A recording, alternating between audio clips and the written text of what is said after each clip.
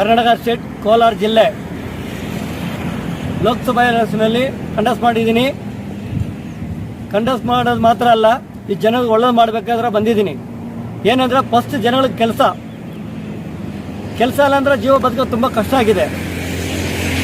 ಪಣಿಲೇದಂಟ ಗೋಧಿನ తిన్నాక అయ్యలేదు. మెయిన్ పని కావాలా, ఈ జిల్లాకి పని కావాలా. పని చేసుకుని ఫ్యాక్టరీ ఎత్తుకొని రావాలా. వచ్చేవారందరూ నా ఫ్యాక్టరీ ఎత్తుకొని వస్తాను, ఇదే తీసి ఇస్తాను, ఫ్రీ ఇస్తాను, గ్యాస్ ఇస్తాను, ల్యాండ్ ఇస్తాను అంటే చెప్పేది అందరూ వేరే వేస్తులు చెప్తారు. నా నిజే మాట చెప్తాను. నా చేతిలో ఉండేది ఏమంటే పని. ఇంటికి ఊరు పని కంపల్సరీ చేస్తాను. ఫ్యాక్టరీ బయట ఫ్యాక్టరీ చేసుకుని కేజీఎఫ్ జిల్లాದಲ್ಲಿ చేస్తాను. ఏమంటే ఒక్కొరు బిడ్డకు పిల్లకాయలకు అందరికీ పని కావాలంట. నేను కాంటాక్ట్ నెంబర్ ఇస్తాను, కాంటాక్ట్ నెంబర్ కాంటాక్ట్ చేయండి. మెయిన్ జాబ్ మేళ చేస్తాను. నెక్స్ట్ తాలూకా వేసి జాబ్ మేళ చేస్తాను. జాబ్ మేళ వేసి ఒక్కొక్కరి ఇంటికి ఒక్కొక్కరు మనిషికి పని ఇస్తాను. ನಾನು చెప్పేదంటే ನಿಜ, ಸುಳ್ಳು ಏನು చెప్పలేదు. ನಾನು ಹೇಳೋದು ಅದೇ, ಎಲ್ಲರಿಗೂ ಹೇಳೋದು ಒಬ್ಬರು ಮನೆಗೆ ಒಬ್ಬರಿಗೆ ಕೆಲಸ ಕೊಡ್ತೀನಿ. ಎಲ್ಲಿ ಮಾತ್ರ ಪ್ರಾಮಿಸ್ ಮಾಡಿ ಹೇಳ್ತೀನಿ, ಖಂಡಿತ ಕೆಲಸ ಕೊಡ್ತೀನಿ. ನನ್ನ ಹೆಸರು ರಂಜಿತ್ ಕುಮಾರ್, ಗಾರ್ಮೆಂಟ್ಸ್ ಕಾರ್ಮಿಕರ ಕೋಲಾರ ಜಿಲ್ಲೆ ಪ್ರೆಸಿಡೆಂಟ್ ಆಗಿದ್ದೀನಿ. ನಾನು ಸುಮಾರು ಸೋಷಿಯಲ್ ವರ್ಕ್ ಮಾಡ್ತಾ ಇದ್ದೀನಿ. ಬೇರೆ ಪಾರ್ಟಿ ಥರ ಗ್ಯಾಸ್ ಕಮ್ಮಿ ಮಾಡಿ ಹಾಕ್ತೀನಿ, ದುಡ್ಡು 50 ಲಕ್ಷ ಬ್ಯಾಂಕಲ್ಲಿ ಹಾಕ್ಬಿಡ್ತೀನಿ. ಹೆಣ್ಮಕ್ಳು 2,000 ಬ್ಯಾಂಕಲ್ಲಿ ಹಾಕ್ತೀನಿ ಹೇಳ್ಬಿಟ್ಟು ಸುಳ್ಳು ಕಥೆಗಳು ಹೇಳ್ಕೊಂಡು ಬರ್ತಾರೆ.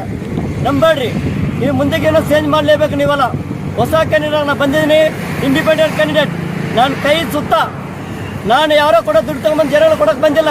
ನಾನು ದುಡ್ಡೇ ಕೊಡೋಲ್ಲ. ನನ್ನ ಮೇಲೆ ಪ್ರೀತಿ ಇದ್ದರೆ, ನನ್ನ ಮೇಲೆ ಅಭಿಮಾನ ಇದ್ದರೆ, ಆಲ್ರೆಡಿ ಇವಾಗ 25,000 ಜನ ಗಾರ್ಮೆಂಟ್ಸಲ್ಲಿ ಕೆಲಸ ಮಾಡ್ತಾರೆ. ನನ್ನ ಹತ್ರ ಬಂಗಾರಪೇಟೆ, KGF, ಕೋಲಾರ ಜಿಲ್ಲೆಯಲ್ಲಿ ಕೆಲಸ ಮಾಡ್ತಾರೆ. ಇನ್ನೂ ಕೆಲಸ ಕೊಡೋಕೆ ಬಂದಿದ್ವಿ. ಎಷ್ಟೋ ಜನಕ್ಕೆ ಬೇಕಾದ್ರೆ ನಾವು ಕೆಲಸ ಕೊಡೋಕೆ ರೆಡಿ. ಆಲ್ರೆಡಿ ಈ ಚುನಾವಣೆ ಮುಗಿದ ಮೇಲೆ, ಎಲೆಕ್ಷನ್ MP ಆಗಿದ್ಮೇಲೆ ಸುಮಾರು 50,000 ಜನಕ್ಕೆ ಕೆಲಸ ಕೊಡೋಕೆ ನಾವು ಪ್ಲಾನ್ ಮಾಡಿಟ್ಟಿದ್ದೀನಿ. ಆಲ್ರೆಡಿ ಪೇಟೆ ತಗೊಂಡ್ಬಂದು ಹಾಕ್ತಾ ಇದ್ವಿ.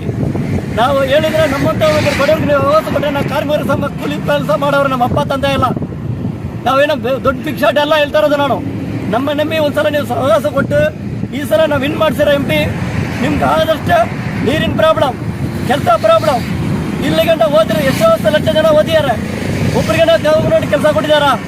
ಅದು ಕಾಂಗ್ರೆಸ್ ಗೌರ್ಮೆಂಟ್ ಆಗಲಿ, ಅದು BJP ಗೌರ್ಮೆಂಟ್ ಆಗಲಿ, ಯಾವುದೋ ಒಬ್ಬರು ಒಂದು ವರ್ಷಕ್ಕೆ ಸುಮಾರು 2 ಲಕ್ಷ ಜನ ಓದ್ಬಿಟ್ಟು ಈಚೆ ಬರ್ತಾರೆ. ಒಬ್ಬರಿಗೆ ಕೆಲಸ ಕೊಟ್ಟಿದ್ದಾರೆ ಗೌರ್ಮೆಂಟ್. ಬರೀ ಕತೆ ಹೇಳ್ತಾರೆ ಸುಳ್ಳುಗಳು. ಅವ್ರು ನಂಬೇಡ್ರಿ.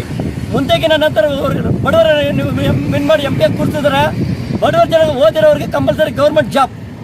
ವರ್ಷಕ್ಕೆ 50,000 ಜನಗಳಿಗೆ ಕೆಲಸ ಕೊಡಲೇಬೇಕು. ವರ್ಷಕ್ಕೆ 5,000 ಜನ ಗೌರ್ಮೆಂಟ್ ಅಪಾಯಿಂಟ್ಮೆಂಟ್ ಮಾಡಬೇಕು. ಮತ್ತು ಏನು ಮಾಡ್ತಾರೆ ಮೋದಿ? ಏನು ಮಾಡ್ತಾರೆ? ಪ್ರೈವೇಟ್ ಸೆಕ್ಟರ್ಗಳಿಗೆ ಅಪಾಯಿಂಟ್ಮೆಂಟ್ ಮಾಡಿಬಿಟ್ಟಿದ್ದಾರೆ. ಪ್ರೈಮ್ ಮಿನಿಸ್ಟರ್ ಏನು ಮಾಡಿದ್ದಾರೆ? ಮೋದಿ ಅವರು ಪ್ರೈವೇಟ್ ಸೆಕ್ಟರ್ಗೆ ಎಲ್ಲ ಒಪ್ಪಿಸ್ಬಿಟ್ಟಿದ್ದಾರೆ.